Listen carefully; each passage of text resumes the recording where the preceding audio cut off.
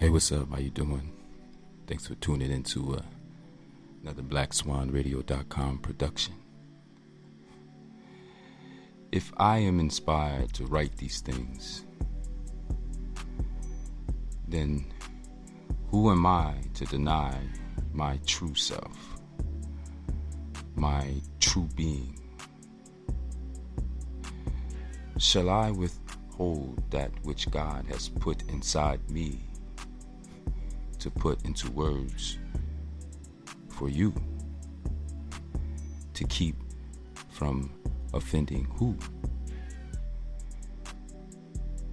Has God not said that like a father with two sons, it is the one who does the task asked of the father who inherits his grace? In other words, we can do the work that pleases God, or we can do the work that pleases men. But we must remember that God's fruits produces seeds that regenerate in new generations, whereas mankind makes seedless fruits that degenerate. And so this is the word of the day. Matthew 20:23. Now when he came into the temple, the chief priests and the elders of the people confronted him as he was teaching and said, "By what authority are you doing these things? And who gave you this authority?" But Jesus answered and said to them, "I also will ask you one thing, which if you tell me, I likewise will tell you by what authority I do these things. The baptism of John, where was it from? From heaven or from men?" And they reasoned amongst themselves, saying, "If we say from heaven, he will say to us, why then did you not believe him? But if we say from men, we fear the multitude, for all count John as a prophet." So they answered Jesus and said, "We do not know." And he said to them, "Neither will I tell you by what authority I do these things." But what do you think? A man who had two sons, and he came to the first and said, "Son, go work today in my vineyard." He answered and said, "I will not." But afterward he regretted it and went. Then he came to the second and said, "Likewise." And he answered and said, "I go, sir." But he did not go. Which of the two did the will of his father? They said to him, "The first." Jesus said to them, "Assuredly, I say to you that tax collectors and harlots enter into the kingdom of God before you. For John came to you in the way of righteousness, and you did not believe him, but tax collectors and harlots believed him. And when you saw it, you did not afterwards relent and believe him." Here another parable.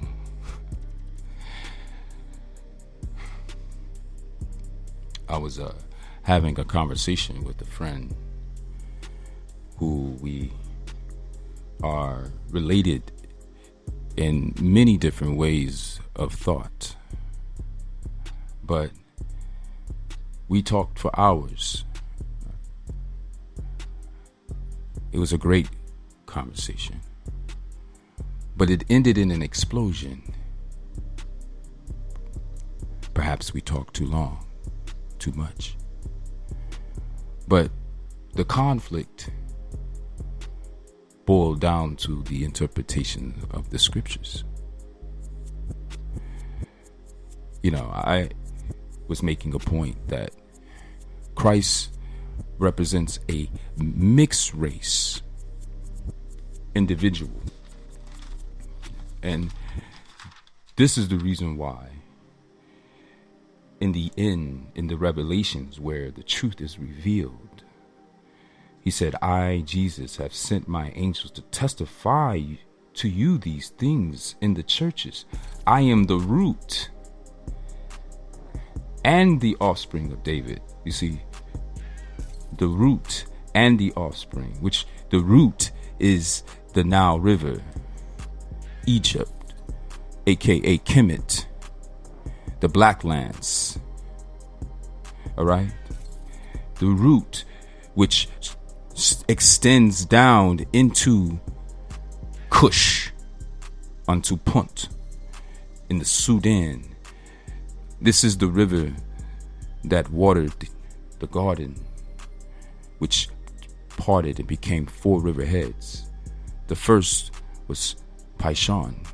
It is the one which encompasses the whole land of Havilah, where there was gold, and the gold of that land was good. Bdellium and onyx stone were there. You see?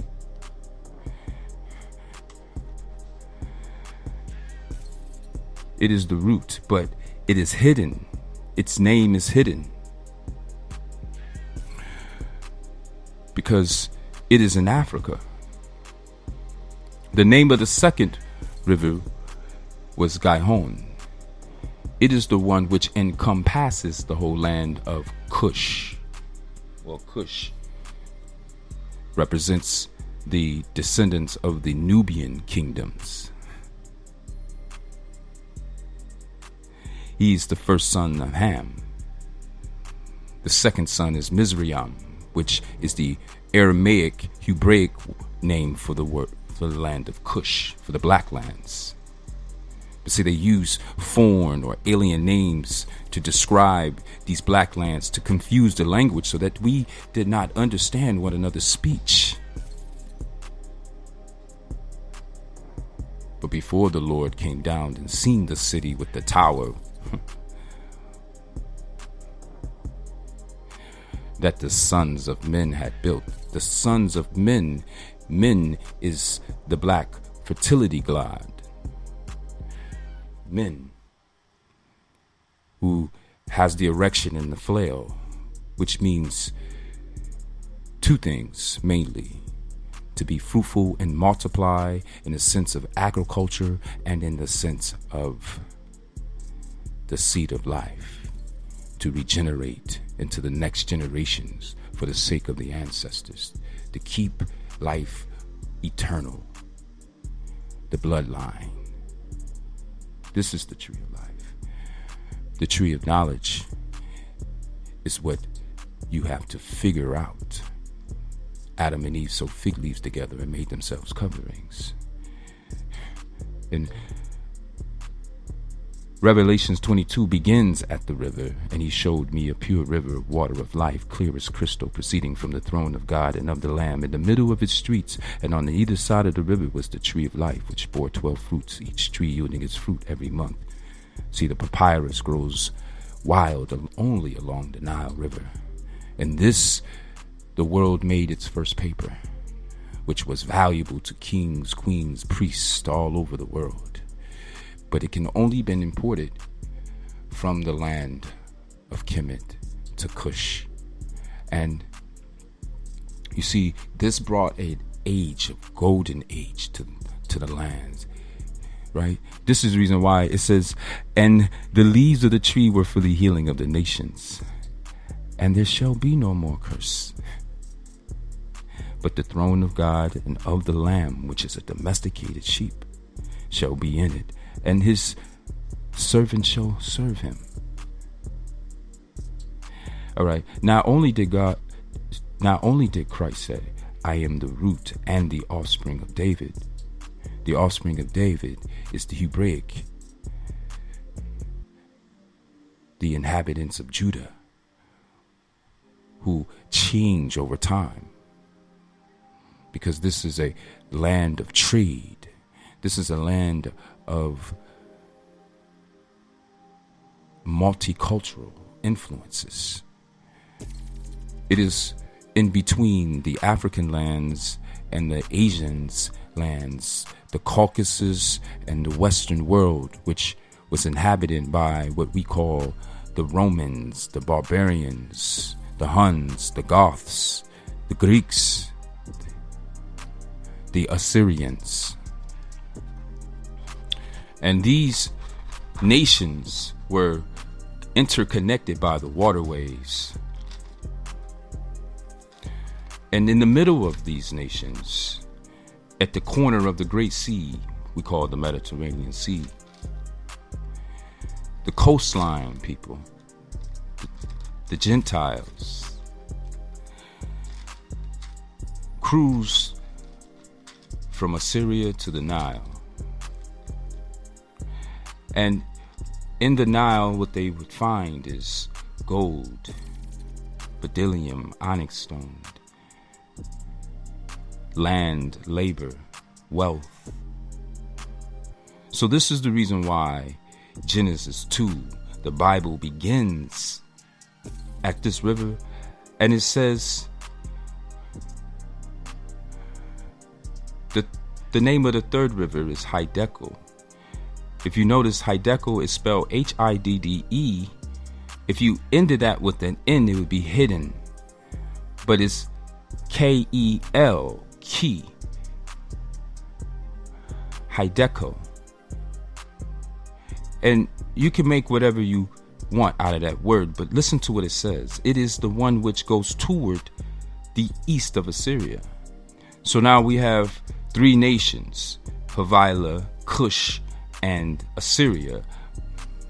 Well, Genesis 10 says that the sons of Cush were Sheba, or Seba, Havilah, Sabta, Rama, and Septeka. And the sons of Rama were Sheba and Dedan. So Havilah is the son, the offspring of Cush. And the reason why is because from the African perspective, culture began in the lower part of the Nile, and the Nile flows northward towards Egypt, towards the land of God, which we today call Israel. And the reason why this is the land, because the Holy Land, is because it is the only way to walk in and out of Africa at the time before the Suez Canal, the serpent, the great serpent that was cut in between the continents to separate Africa from Asia. And so this was the Mecca of trade, the Mecca of finance, the Mecca of culture. It says the fourth river is the Euphrates. So the river we just read out of is not the Euphrates. It is the link and connection from Cush to the Euphrates, which is the river that connects Assyria to Babylon, or modern day Iraq. This is the reason why in the Revelations it said, in the middle of its streets, on either side of the river was the tree of life. The river is the street, the mode of travel. It's like Venice. And we're in the Revelation, so therefore the tree of life is what connected to the Genesis, the Alpha, the Omega, which is the Greek spelling for the beginning and the end, the first and the last, which was the Genesis and the Revelations. And this is the reason why he says the bright and morning star, which is the binary star system in which the towers are aligned with, because the ancestors believe when the kings and queens depart, their souls ascend back to where the ancestors descended from. So the bright star represents the white, the light. Revelations 1, where it says 1:14. Let's go to it. Revelations 1:14. His head was, and his hair were white like